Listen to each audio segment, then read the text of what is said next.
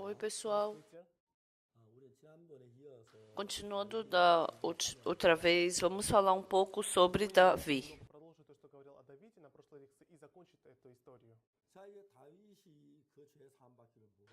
O Davi, o que ele fez para receber o perdão do pecado? Algumas pessoas lendo o livro de Salmos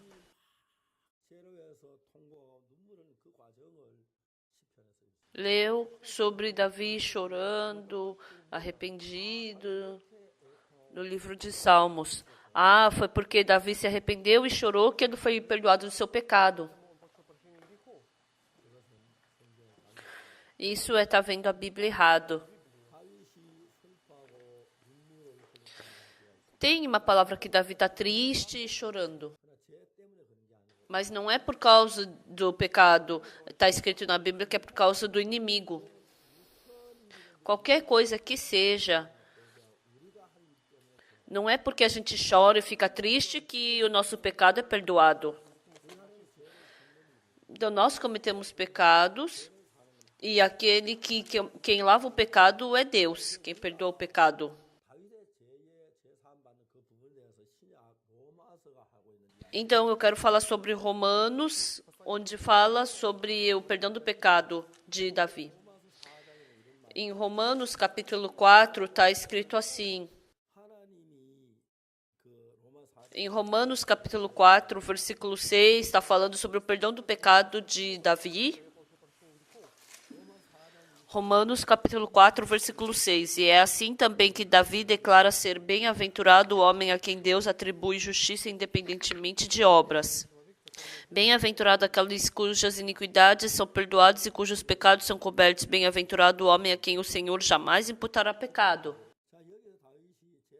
Então, aqui o Davi está falando sobre o processo de receber o perdão do pecado. Está escrito, cujas iniquidades são perdoadas e cujos pecados são cobertos. Bem-aventurado o homem a quem o Senhor jamais imputará pecado. Então, aqui está falando que as iniquidades são perdoadas e os pecados são cobertos.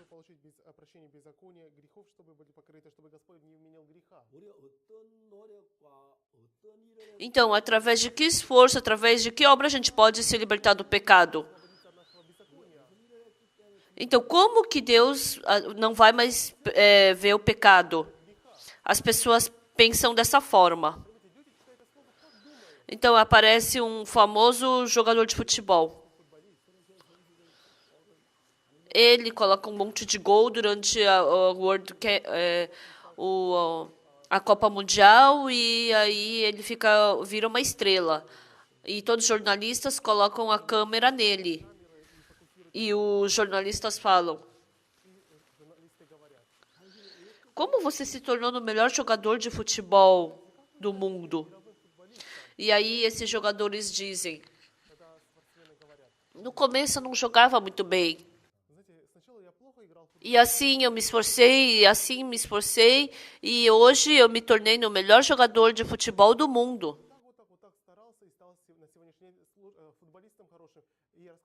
Tem o coral Graças. Não era um coral que cantava bem.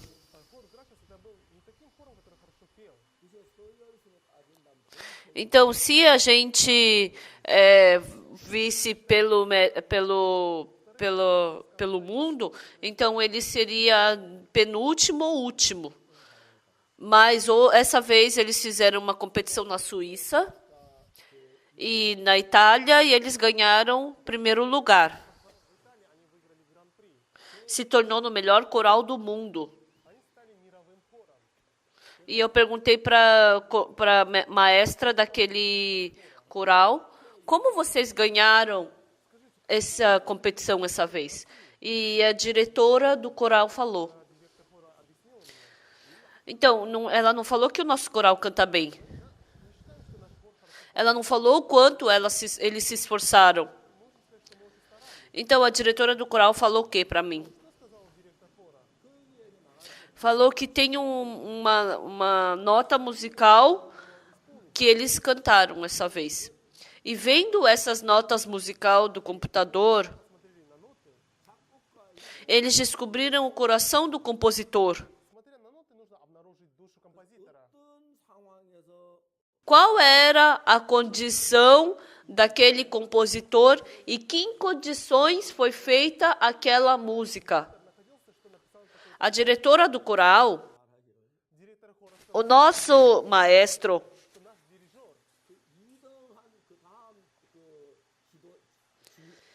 ele, mais do que aquele maestro que ficou, mais do que um outro maestro,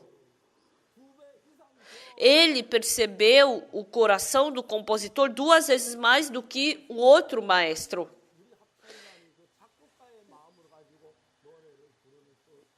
Então, o coral, ele expressou mais o coração do compositor do que o outro coral, do que o outro maestro. Então, foi o que a diretora do coral falou. O coral, eles, no meio da dificuldade, cantaram, estudaram, se esforçaram. Pensei que iam falar isso. Então, a diretora não falou o quão se esforçaram para poder cantar mais uma. Então, o nosso maestro, mais do que o outro maestro, ele percebeu o coração do compositor muito mais do que o outro maestro. E ele pôde expressar a música muito mais do que o outro coral. E eu não entendo de música. É? E foi assim que terminamos a conversa. Então, o que é muito importante...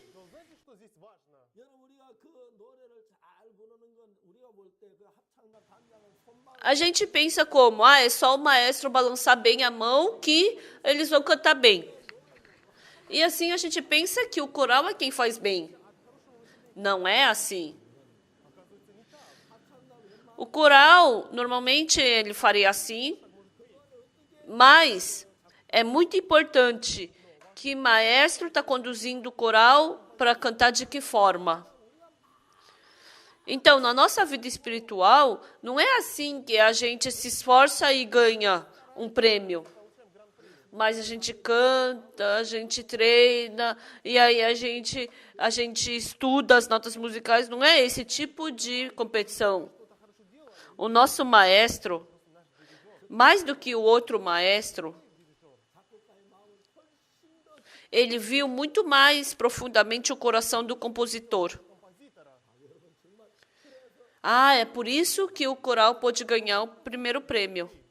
Então, quando a gente lê a Bíblia, o quanto a gente se esforçou lendo a Bíblia. Foi assim que eu me esforcei orando. Foi assim que eu estudei a Bíblia. Foi assim que eu me esforcei lendo a Bíblia. Foi assim que nós trabalhamos na igreja. Não é isso. Sobre o perdão do pecado, o quanto nós entendemos. Esse maestro, diante das notas musicais do compositor, tem várias notas. Por que será que ele compôs dessa forma? Qual será o coração do compositor? Por isso, o compositor, ele tem que estudar sobre a história da música. O Schubert, quando ele compôs essa música, qual era a situação dele? O Beethoven, qual era a condição do coração dele? O Tchaikovsky, quando ele compôs essa música, como estava a situação dele? Ele estuda aquela história, e depois de estudar aquela história, ele olhando aquelas notas musicais, por que ele expressou essa parte dessa forma? Essa parte aqui é muito importante. Então, por que nessa parte ele compôs dessa forma? E assim ele começa a estudar o coração daquele compositor. Aquela música que foi composta há centenas, milhares de anos atrás. Ele, querendo compreender o coração do compositor, ele, dessa forma, canta aquela música. A vida espiritual, a gente tem que descobrir o coração de Deus dentro da Bíblia. E assim, o nosso coração tem que se unir com o coração de Deus. E se o nosso coração se tornar um com o de Deus, então o que acontece com a nossa vida espiritual? O que eu quero se torna o que Deus quer. E o que Deus quer se torna o que eu quero. Então, sabe como Deus expressou essa parte? Em Atos capítulo 13, versículo 2, o que Deus falou? Ele falou, então, Atos capítulo 13, do 22.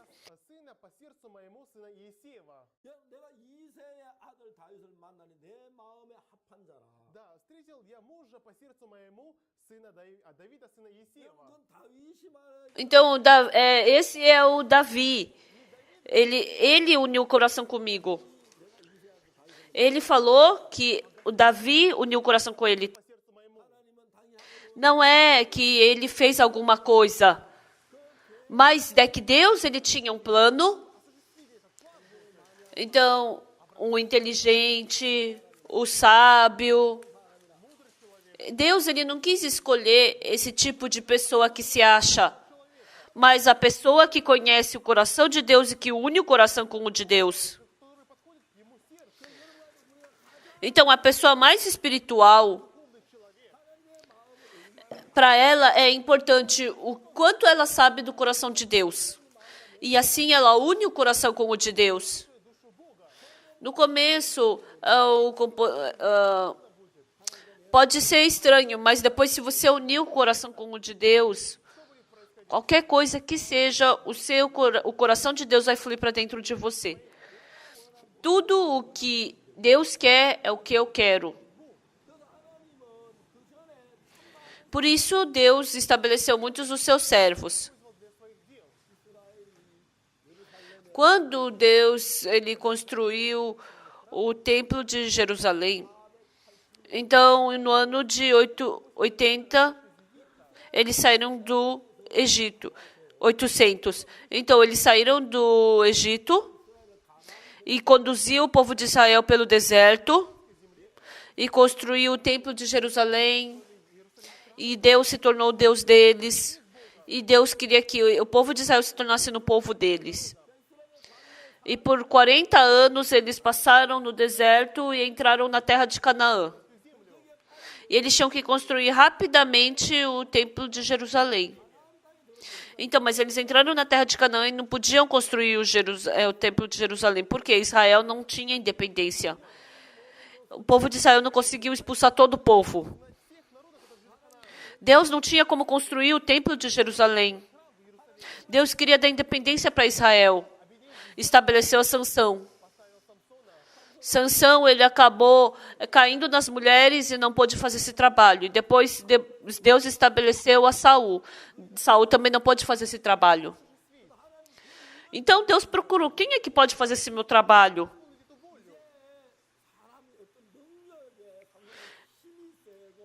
Então não tinha que ser forte ou bonito e alto como Saul.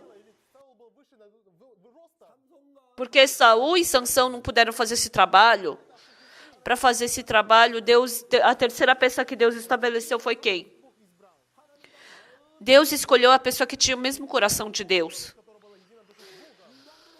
Porque todo ser humano tem um coração diferente do de Deus. Mas quem é que tem o coração mais unido comigo? Ele procurou por essa pessoa. E nesse dia, Deus encontrou a Davi, filho de Jessé. Davi estava tentando combinar seu coração com o de Deus. E quando Deus se encontrou com Davi, o coração de Davi era igual ao coração de Deus. O Davi fazia que trabalho? Para poder proteger a cidade de Israel, ele fez o trabalho de destruir todos os outros povos que estavam ali com eles. Davi, a vida inteira dele, fez guerra. E assim Israel teve independência. E assim que Davi se tornou rei, ele foi para Jerusalém. Então, mesmo ficando 400 anos, o povo de Israel ficando dentro de Canaã por 400 anos, mesmo entrando na terra de Canaã por 400 anos, mas ainda naquela terra de Canaã viviam os jebuseus. Os jebuseus viviam no Monte Sião. E o povo de Israel não conseguiu expulsar os jebuseus. Mesmo fazendo 400 anos que eles entraram na terra de Canaã, mas eles ainda viviam com os jebuseus. E depois que Davi se tornou rei, a primeira coisa que ele fez foi expulsar os jebuseus. Sabe o que os jebuseus diziam? Você jamais vai poder entrar aqui. Até os cegos e os coxos vão poder te expulsar. O Davi ficou bravo. O quê? Até os cegos e os coxos vão me expulsar? Ali era um monte. Porque era um monte, era muito difícil de subir. Davi pensou, se tem uma fortaleza no monte, como nós vamos subir ali? Tem uma fortaleza em cima do monte, então se chove no monte, a água vai fluir para onde? Ah, tem um cano que desce a água do monte. E ele começou a procurar por esse esgoto. E entrando pelo esgoto, ele atacou os jebuseus. E ele mandou matar todos os coxos e cegos que expulsariam Davi. E depois de 400 anos que o povo de Israel entrou em Canaã, eles puderam expulsar o último povo, os jebuseus. E assim, eles puderam construir em Jerusalém o templo. Por isso, Davi uniu seu coração com o de Deus. Quando a gente lê a Bíblia, então, existem muitos pensamentos e corações dentro de nós. Cada um tem sua personalidade, cada um tem sua posição, seu hobby. Então, eu pergunto, de que cor você gosta? De que comida você gosta? Do que você gosta? Porque cada pessoa é diferente. Todas as pessoas têm uma personalidade diferente.